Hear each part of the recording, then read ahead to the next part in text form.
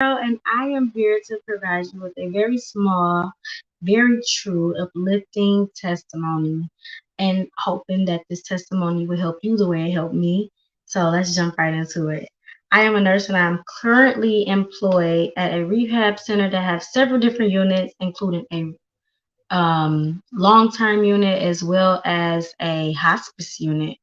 And about 5 months ago, my 76-year-old patient was admitted with a hip fracture. And when he went in for his hip fracture, he found that he was diagnosed with stage 4 cancer that had metastasized throughout his entire body.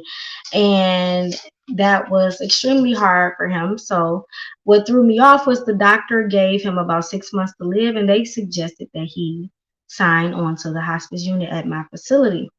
And instead of hospice, he was like, I'm joining a rehab unit. And it was crazy because how often do you see people with that type of diagnosis join the rehab unit? Not so often. So daily with a sweet tone, I would approach him, just trying to be very gentle because I felt like maybe he was sad about the situation.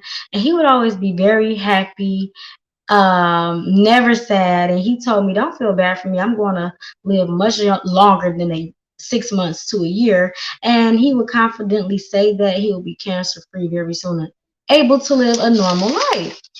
So after telling everyone, the staff and everyone, about his views of things, most of them were scared that maybe he was in denial or maybe he was just shocked.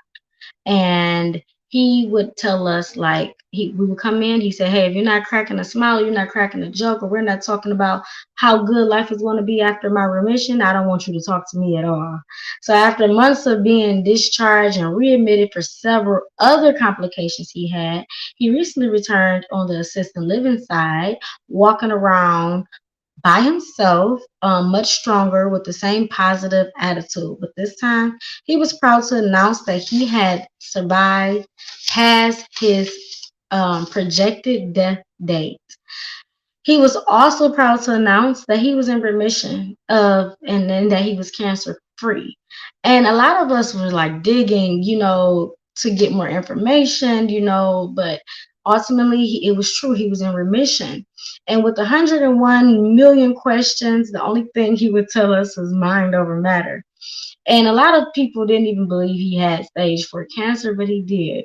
And he said that I wasn't going to die just because y'all told me to, which was hilarious to me.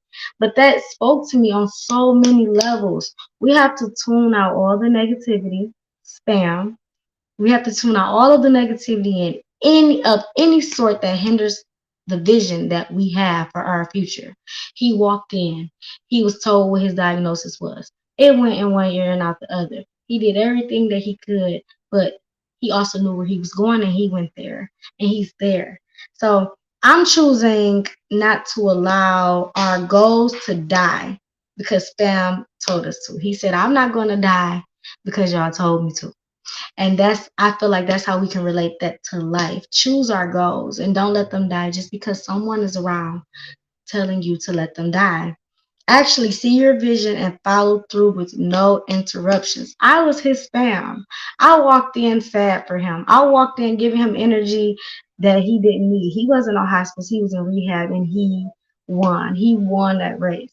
So my encouragement today is don't let your goals die. My encouragement to you today is to not allow any spam and all of the many forms that come in to interrupt your goals and your visions, because my 76-year-old patient said that I'm not going to die because y'all told me to. So don't let your dreams and aspirations die because fam told you to. But we can see it for you, we can want it for you, and we can even believe it for you. But one thing we can't do is do it for you. Only you can.